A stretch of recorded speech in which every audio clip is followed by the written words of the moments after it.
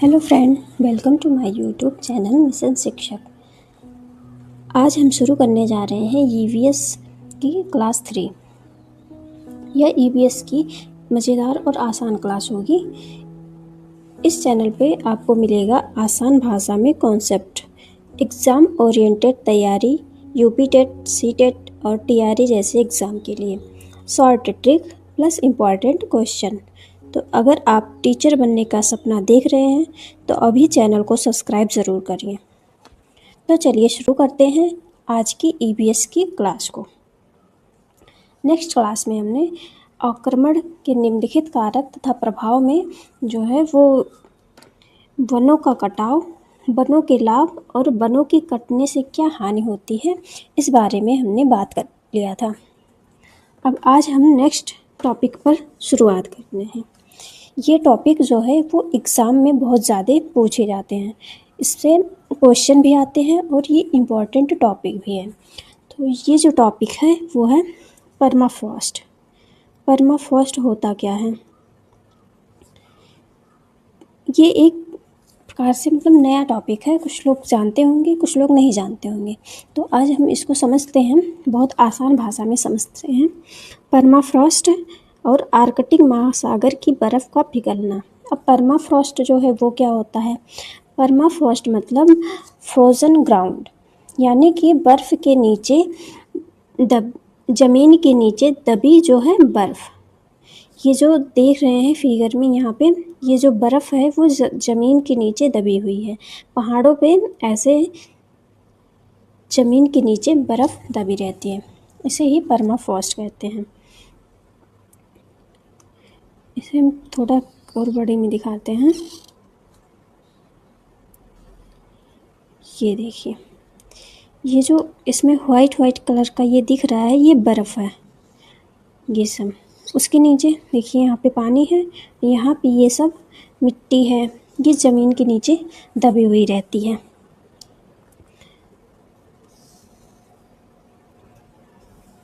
तो यहाँ से हम समझ लिए हैं कि परमाफ्रॉस्ट जो है वो होता क्या है। ठीक है,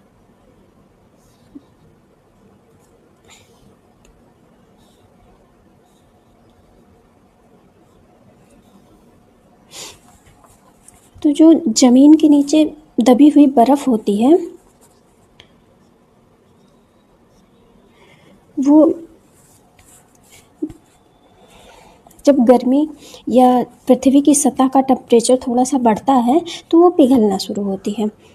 और पिघलने के साथ इसमें जब कार्बन का उत्सर्जन ज़्यादा होगा, पृथ्वी पर जब कार्बन का उत्सर्जन ज़्यादा होगा तो वैश्विक तापमान में वृद्धि हो जाएगी, यानी कि टेम्परेचर बढ़ जाएगा। और जब टेम्परेचर बढ़ेगा तो बाढ़ की समस्या भी आएगी, समुद्र का जल स्तर भी बढ़ जाएगा। जब समुद्र का जल स्तर बढ़ने के साथ साथ यहाँ पे बहुत सारी समस्याएं उत्पन्न हो जाती हैं, जैसे द्वीप जो है वो पानी में डूब जाएंगे, बंदरगाह पानी में डूब जाएंगे और समुद्री जलधाराएं भी प्रभावित होंगी, यानी कि जो समुद्र में उत्पन्न होने वाली जलधाराएं हैं वो भी प्रभावित हो जाती हैं। हीट वेव बनेगी। हीट वेव का मतलब होता है लू। यहाँ पे लू चलना शुरू हो जाएगी, और जब लू चलना शुरू हो जाएगी तो कृषि और जलवायु को प्रभावित करेगी। तो यहाँ पर जो परमाफ्रॉस्ट होता है वो ये बर्फ़ जो है जमी हुई बर्फ़ होती है ज़मीन के नीचे। नेक्स्ट टॉपिक है खनन का प्रभाव, यानी कि माइन इफ़ेक्ट। माइन इफ़ेक्ट यानी कि खनन क्यों होता है, इसके बारे में समझते हैं। तो खनन यानी कि खनिजों का दोहन करने के लिए, खनन दोहन मतलब होता है यूटिलाइजेशन। खनिजों का दोहन करने के लिए ही खनन किया जाता है। ठीक, खनन में जो है दो प्रकार से खनन होता है, एक परतदार खनन होता है, एक भूमिगत खनन होता है। परतदार जो खनन होता है उसे खुला हुआ खनन भी कहते हैं। लिखते हैं खुला हुआ खनन, हुआ खनन। और जो भूमिगत खनन है उसे जो है बंद खनन कहते हैं। बंद खनन। अब समझते हैं कि परतदार खनन होता कैसे है। जैसे कि ये है पृथ्वी की सतह, ऐसे बनी हुई है पृथ्वी की सतह।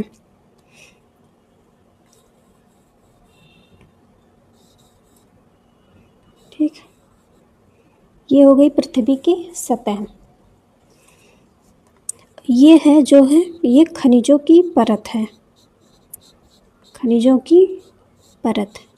ऐसे पृथ्वी के नीचे जो होती है खनिज, वो परत दर परत में होते रहे हैं।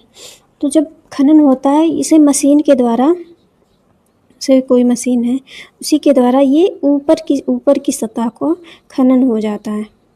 अब जब ऊपर की सतह को खोदना शुरू करते हैं तो यहाँ पर छोटे छोटे जो कण होते हैं वो उड़ते हैं, इससे वायु प्रदूषण होगा। ठीक, फिर यहाँ पर जो है कोई समुद्र है, यहाँ पर एक समुद्र है।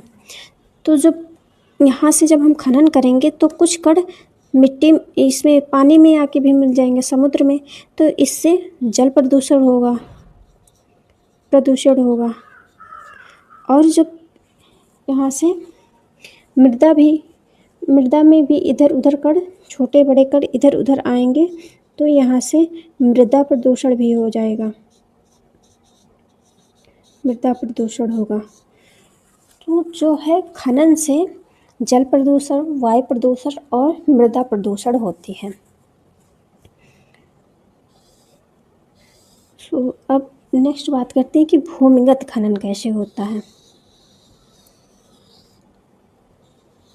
ठीक, जो भूमिगत खनन है, जैसे कि ये पृथ्वी है, ये पृथ्वी की एक सतह है। ठीक, अब यहाँ पर जो खनन होगा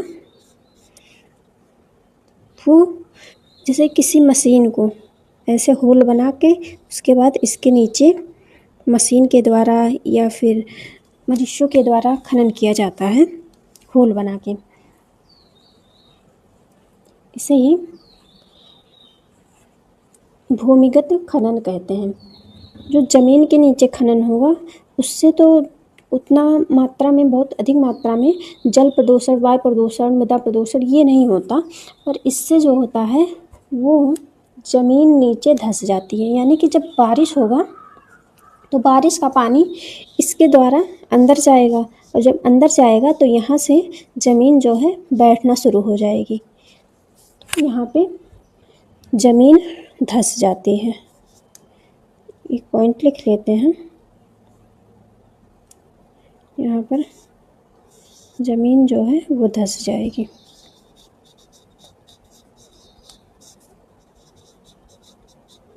धंस जाती है। जो भूमिगत खनन होता है इससे भूमिगत जल जो है अम्लीय होता है। भूमिगत जल अम्लीय होता है।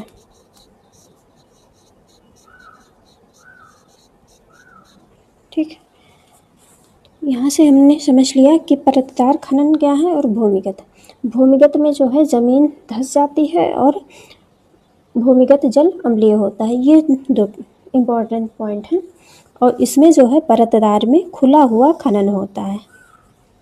तो यहाँ तक सबको समझ में आ गया है।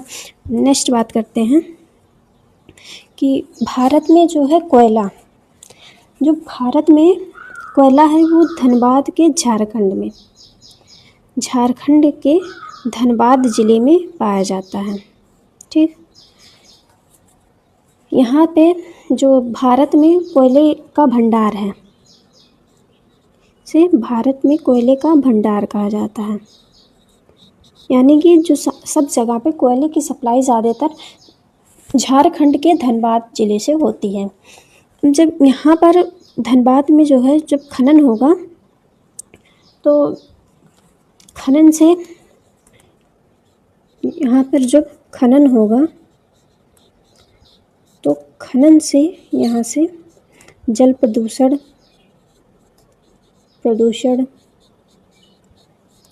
वायु प्रदूषण और मृदा प्रदूषण होता है। जैसे कि जब कोयले का खनन होता है तो जो छोटे छोटे कण होते हैं वो वायु में मिलना शुरू होते हैं, जिससे यहाँ की वायु प्रदूषित होती है। मृदा का प्रदूषण, अब वही कण कहीं कहीं बहुत दूर जाके जब मिट्टी में मिल जाते हैं तो वहाँ पे मृदा भी प्रदूषित हो जाती है। और जल प्रदूषण, वहाँ के जो पानी होता है वो अम्लीय होता है, वहाँ के जल में भी मतलब पॉल्यूशन होता है कोयले की वजह से। तो वहाँ के लोगों में जो है हृदय और फेफड़ों की समस्या होती है। हृदय और फेफड़ों की समस्या उत्पन्न होती है वहाँ के लोगों में। नेक्स्ट बात करते हैं मेघालय। मेघालय में भी बहुत अधिक मात्रा में कोयला पाया जाता है। ठीक, जो मेघालय है वहाँ कोयले के निक्षेप पाए जाते हैं। सिलिका की मात्रा ज़्यादा है, इसलिए कोयला अम्लीय कोयला है। ठीक, यहाँ पे जो मेघालय में जो कोयला है वो उसे नवीन कोयला कहा जाता है। नवीन कोयला के कारण जो वहाँ की कोयला है वो अम्लीय है, और यहाँ पर जो कोयला है उससे मतलब ऊर्जा उतना अच्छे से नहीं निकलता। इसी वजह से यहाँ से सरकार ने रोक लगाई हुई है कि मतलब ये नवीन कोयला है, इस पर खनन को रोका गया है। ठीक है, तो यहाँ पर परंतु सरकार की रोक लगाने के बावजूद भी यहाँ पे अवैध खनन होता है। ठीक, ज़मीन के नीचे से खनन किया जाता है यहाँ, मतलब होल माइनिंग, ऐसे होल बना के फिर उसके अंदर से ज़मीन के नीचे से कोयले का खनन होता है, जिसे रेड होल खनन भी कहते हैं। ठीक, यहाँ भी जल प्रदूषण, वायु प्रदूषण होता है। जहाँ जहाँ खनिजों का मतलब जहाँ जहाँ भी खनिजों के लिए खनन होता है वहाँ पे जल प्रदूषण, वायु प्रदूषण, मृदा प्रदूषण, ये सारे पोल्यूशन उत्पन्न होते हैं। नेक्स्ट टॉपिक है कि प्लास्टिक का क्या प्रभाव होता है। ठीक है, तो जो प्लास्टिक होता है वो बहुत ही खतरनाक चीज़ है। देखते हैं आप आजकल मतलब थोड़ा अभी कम हुआ है प्लास्टिक का, कई चीज़ों पे रोक लगी है, पर जो प्लास्टिक होता है वो मनुष्य के जीवन में बहुत अधिक प्रभाव डालता है। यानी कि जो पॉलीथीन और बोतल पर्यावरण को प्रभावित करती हैं। आजकल ज़्यादातर सब लोग हैं जो प्लास्टिक के बोतल में पानी पीते हैं, पर जब प्लास्टिक का बोतल जो है उसका जब ढक्कन जो है बंद होता है, जब उसको खोलते हैं तो उसके सूक्ष्म कण इस पानी में मिल जाते हैं और पानी को इफ़ेक्ट करते हैं, पानी के द्वारा शरीर में पहुंचते हैं, जिससे बहुत सारी बीमारियां उत्पन्न होती हैं। तो ज़्यादातर आप लोग कोशिश कीजिए कि स्टील का बोतल या तो स्टील का या फिर जो मिट्टी का आता है बोतल उसका यूज करें। उसके से जो है वो कोई बीमारी नहीं होती है और उसके फ़ायदे भी बहुत होते हैं।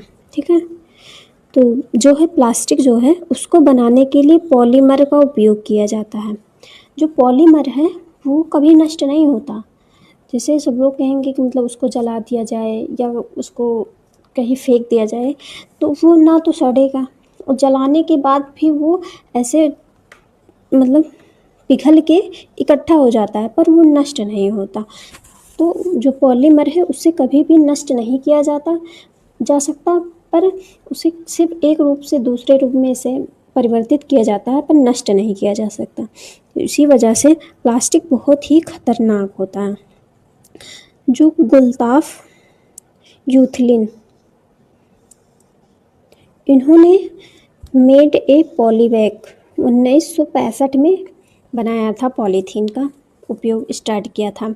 यहाँ की एक यूरोप की कंपनी थी सिलोब्लास्ट ने प्रोडक्शन स्टार्ट किया था, और इसके बाद कुछ समय में यह यूरोप में, फिर उसके बाद यह पूरी दुनिया में फैल गई थी। यहीं से पॉलीथीन का शुरुआत हुआ था। फिर एक व्यक्ति थे चार्ल्स मूर ने, इन्होंने देखा कि जानवरों के अंदर पॉलीथीन पाया गया, जैसे गाय, मछलियाँ, पक्षी, मछलियों को जैसे समुद्र में कूड़ा करकट या फिर पॉलीथीन सब लोग फेंक देते हैं तो मछलियाँ उसको खा लेती हैं या उनके शरीर में किसी न किसी तरह से पहुंच जाता है। तो मछलियों में देखा गया, पक्षियों में भी पाया गया, वो भी ऐसे कहीं मतलब कुछ पानी पीते या कहीं किसी समय से उनके भी शरीर में पहुंच गया। गाय, आजकल देखते हैं सब लोग ऐसे गाय खुले में चलती हैं तो कुछ खाने का चीज़ होता है तो वहाँ से खाती हैं तो वहाँ उनके द्वारा भी उनके अंदर पहुंच जाता है। तो ऐसे उन्होंने देखा कि गाय, मछली, पक्षी मतलब जानवरों के अंदर पॉलीथीन पाया गया। तो इस जो पॉलीथीन है इससे क्या क्या नुकसान होते हैं, ठीक। तो पानी में घुलित ऑक्सीजन की मात्रा को कम कर देती है, मृदा में पोषक पदार्थों को नष्ट कर देती है, जलने पर प्रदूषण फैलाती है। जब पॉलीथीन या प्लास्टिक को जला देते हैं तो पोल्यूशन फैलाती है। मृदा में अगर जो ये मिल जाती है तो ये वहाँ के पोषक पदार्थों को नष्ट कर देती है और अगर जो पानी में घुल जाती है तो वहाँ से ऑक्सीजन की मात्रा को घटा देती है। ये सब कारण होते हैं प्लास्टिक के यानी कि पॉलीथीन की। अब बात करते हैं जो बांग्लादेश में जो है वो पॉलीथीन पर 2002 में रोक लगा दिया गया था बांग्लादेश में। 2009 में हिमाचल प्रदेश में और 2018 में सिक्किम में रोक लगा दिया गया था। जो सिक्किम है वो विश्व का पहला कार्बनिक राज्य बना, क्योंकि विश्व का